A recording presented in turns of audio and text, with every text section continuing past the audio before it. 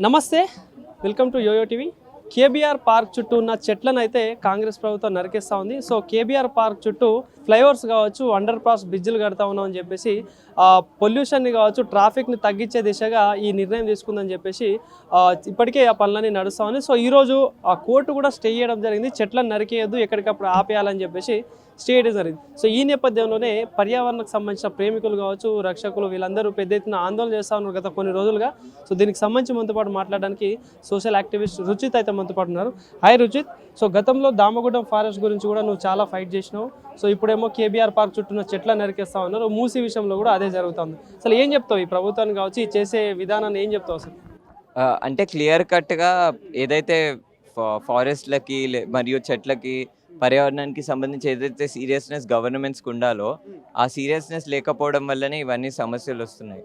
లేకపోతే మాకేం అవసరం లేదు అవి, అంటే మాకు ఆ నీడ్ లేదు. మాకు రోడ్ల మీదకి ఎక్కాలి, ఇది ఎండాకాలం, మళ్ళా చలికాలం అనేమని అనుకుంటుండే.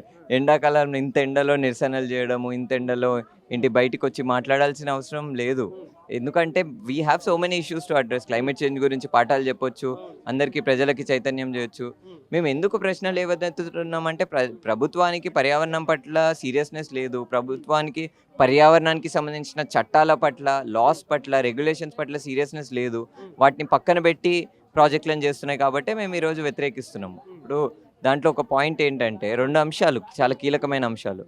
ఏదైనా ప్రాజెక్ట్ జరిగినప్పుడు పర్యావరణానికి సంబంధించి ఒక చట్టం ఉంటుంది, ఎన్వైరన్మెంట్ ఇంపాక్ట్ అసెస్మెంట్ చేయాలని.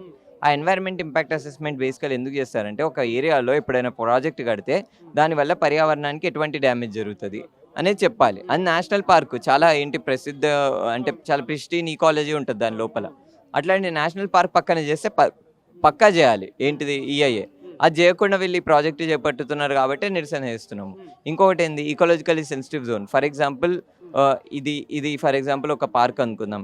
ఈ పార్క్ చుట్టూ ఏదైతే ఏరియా ఉంటుందో బఫర్ జోన్ అని అంటాం కదా, ఆ బఫర్ జోన్ ఈకాలజికలీ సెన్సిటివ్ జోన్ అని అంటాము. ఆ ఈకాలజికలీ సెన్సిటివ్ జోన్ని ప్రొటెక్ట్ చేయాల్సిన అవసరం ఉంది. ఎందుకంటే బర్డ్స్ కానీ లేకపోతే మిగతా యానిమల్ స్పీషీస్ కానీ అప్పుడప్పుడు బయటికి వస్తాయి.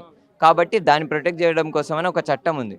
దాంట్లో వెళ్ళి ప్రాజెక్టు చేపట్టుతున్నప్పుడు state wildlife board clearance తీసుకోవాలి, పబ్లిక్ హియరింగ్ చేయాలి. అవి ఏమీ చేయలేదు కాబట్టే నిరసన చేస్తున్నాం. సో ఆ పార్క్లో కూడా దాదాపు ఇప్పటికీ చాలా వన్యప్రాణులు ఉంటాయి, చాలా మనం చూసే ఉంటాం. సో ఈ ఫ్లైఓవర్స్ కావచ్చు, అండర్ బ్రిడ్జ్ పడడం వల్ల పర్యావరణానికి ఇబ్బంది కాదా? అండ్ ఇంకోటి ట్రాఫిక్ కంట్రోల్ చేయడం కోసం కడతామని అంటున్నారు కదా, దీనివల్ల దానికి ఏమి ఇబ్బంది కాదా? డెఫినెట్గా ఇబ్బంది జరుగుతుంది. 2000 చెట్లను కట్ చేయడం అంటే బరాబర్ అదొక డిఫరెంట్ ఇంప్లికేషన్ జరుగుతుంది.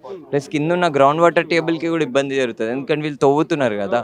సో అదే అంశాలను మేము లేవనెత్తుతున్నాం. గ్రౌండ్ వాటర్ టేబుల్ చేంజ్ అవుతుంది, ప్లస్ మిగతా అంశాలన్నీ మొత్తం మారిపోతుంది అక్కడ ఉన్న ఈకాలజీ. కాబట్టి మేము ప్రశ్నిస్తాం. కోర్టు కూడా దీనికి స్టే చేయడం జరిగింది కదా, సో ఏం చెప్తావు?